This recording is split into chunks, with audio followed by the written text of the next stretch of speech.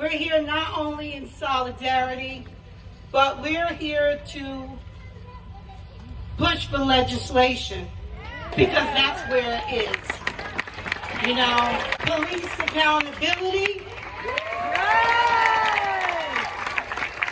especially in the form of a police commission, or at least a police accountability board.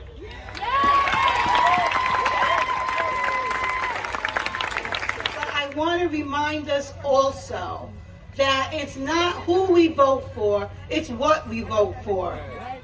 This is our house, right? No trouble in our house. As Malcolm said, I'm standing here. It could be police in the crowd. It could be provocateurs in the crowd. This is our house. No disrespect. This is our house. We didn't come here to start no trouble. Just like the music said, the revolution will not be televised. It was. It was televised. That man was on his neck, on a knee. Killed him. Murder. The power of the people is stronger than the people in power. Together we mourn the death of George Floyd, and together we will make changes to the different criminal justice systems. That's our legacy. That's our job. Because former officer Derek Chauvin joined the history rolls, which tell us that the rate at which Black Americans are killed by police is more than twice as high as the rate for white Americans.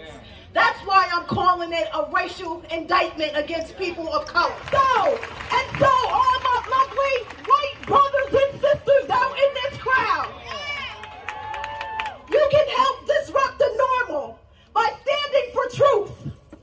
Disrupt the normal by standing for righteousness. Disrupt the normal by changing the power structure in America. Disrupt the normal by voting and electing mayors and prosecutors and governors and a president who will be equally committed to police reform and police accountability and police justice. We're going to hit the streets without violence. We got to remember there's provocateurs in the audience that want to create a violence. But we got to recognize and go above that, because that's when they win. I hope that none of us are out here out of a sense of guilt or shame. Are you listening to me? Yes. Huh? We don't have time for guilt and shame, for self-centered making yourself feel better. We don't have any time for that. It's not constructive. What we need is focus. We're not out here breaking up stuff. Isn't that true? Right on. We didn't come here to destroy anything. But listen, our presence must make people uncomfortable. When you're comfortable, you will not move. When you're uncomfortable, you might move, you might roll over. Are you listening to me? We've got to make people uncomfortable. And let me say this last thing before I stand down. An arrest is not justice. Upgraded charges are not justice. A conviction is a start. We can't get happy because people were arrested. People get charged and then they don't get convicted. We can't get happy when they're convicted. People get convicted and the people on the street, the police still do the same thing. We can only be satisfied when structural change is happening. District attorneys have to be willing to prosecute police officers. Legislatures have to be willing to change the laws that protect police brutality. That's when we can stop making people feel uncomfortable. But until then, no justice, no peace. Fight. I will continue to fight. I will continue to fight because they need us. We are here for them. I'm fighting for your brothers. I'm fighting for your sisters, your uncles, your aunts. I'm fighting for everybody. I'm fighting for my family. We are here for them. No justice. No peace. We need to take it to our communities.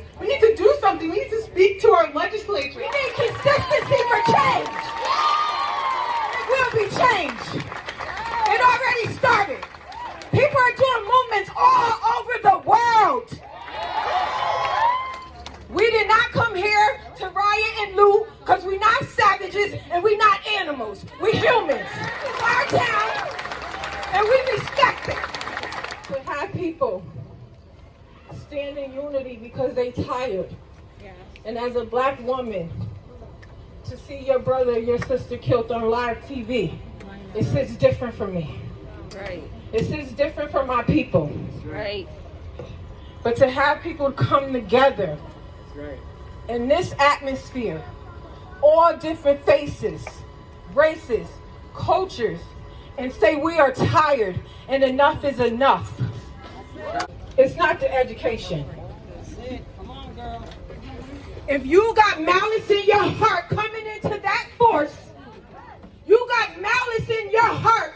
It's not enough education, trainings, psychological trainings, mental health trainings that's going to change that man or woman's attitude. That protest and physical violence are two different things. The Reverend Dr. Martin Luther King intentionally chose nonviolence as a way to respond to racism in the South because he knew violence was what they knew.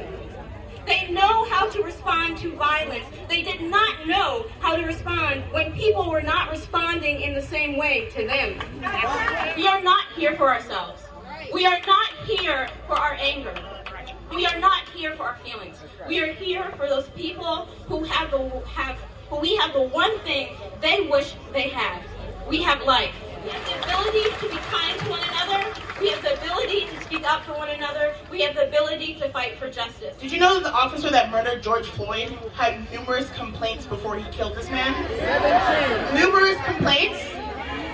When police officers consistently get away with abuse, escalation to murder is the clear path. Here's what you need to do. 1. You demand the City of Kingston pass the police accountability legislation put forth by members of the community. You call Steve Noble, an incumbent council member, every day until it's done. 2. You demand the state repeal 50A. You call your senator and assembly member every day until we have a full repeal. Reform will not do. 3. You demand that police are not in our schools. 4.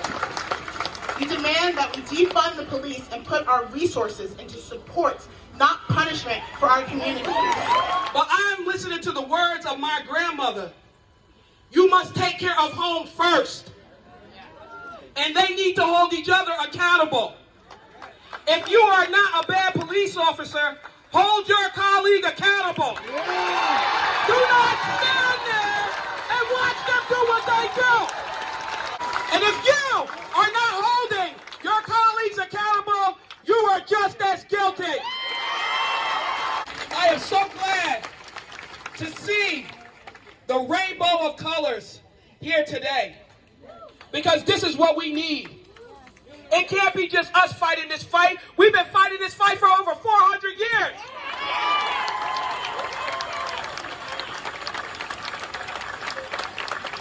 And I don't care why you're here to fight, as long as you're here to fight in solidarity, for equality, for all.